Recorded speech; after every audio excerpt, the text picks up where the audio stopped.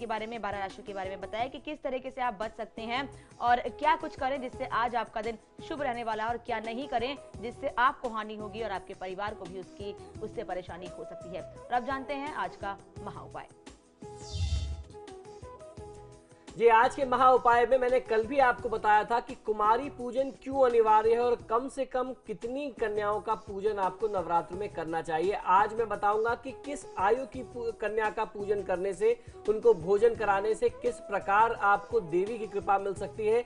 आप आज जानेंगे कि आयु के अनुसार देवी तक कैसे पहुंचाएं अपनी श्रद्धा का अंश। तो चलिए इस उपाय को मैं शुरू करता हूं। आज की जो उपाय है ये बहुत ही महत्वपूर्ण है। उम्र के अनुसार देवी तक पहुंचेगा आपका अंश। इसको जानने के लिए आपको तैयार रहना चाहिए। हमारे दुर्गा सप्तशती में कन्या भोजन के लिए 2 वर्ष से लेकर के 10 वर्ष तक की कन्याओं को भोजन कराने की बात कही गई है।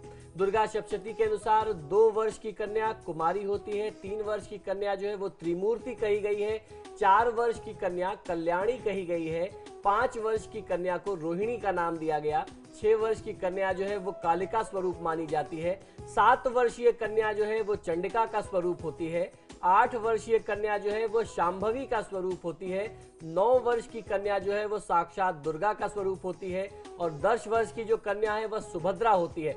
आप जिस उम्र की कन्या को भोजन करवाते हैं उससे संबंधित देवी तक कन्या के माध्यम से उनका अंश पहुंच जाता है और उनकी कृपा आपको सीधे तौर पे मिलती है। भोजन कराने के साथ यह आवश्यक है कि आपके माध्यम से किसी भी कन्या का निरादर ना हो। आपको ये ध्यान रखना है।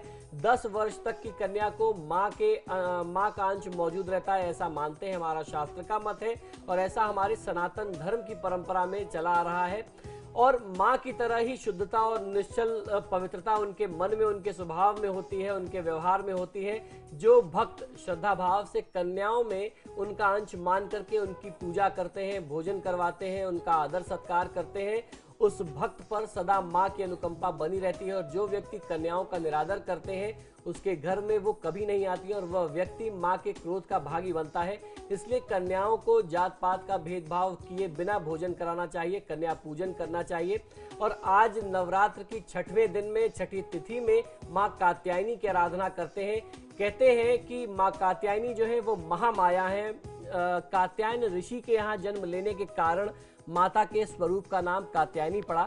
अगर माँ कात्यायनी की पूजा सच्चे मन से कोई जातक करता है तो उस भक्त के समस्त रोग, शोक, विपत्ति, दोष दूर हो जाते हैं। और माँ कात्यायनी यानी आज जो षष्ठी तिथि है, आज की तिथि में जिन कुमारी कन्याओं के विवाह में बाधा आती है उनको निश्चित तौर पे अवश्य उनकी आराधना करनी चाहिए, क्योंकि हमारे शास्त्र में कहते हैं कि कुमारी कन्याओं को अच्छा वर प्राप्त करने के लिए माँ कात्यायनी की कृपा सबसे ज्यादा आवश्यक है। अब मैं आपको बताता हूँ कि आज कौन से मंत्र का आपको जाप करना चाहिए।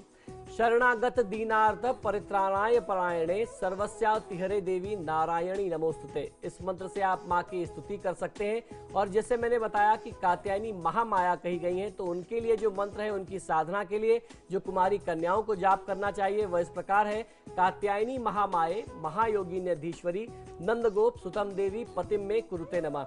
जिन कुमारी कन्याओं के विवाह में बाधा आती है इस मंत्र का प्रयोग करें, आपको लाभ मिलेगा।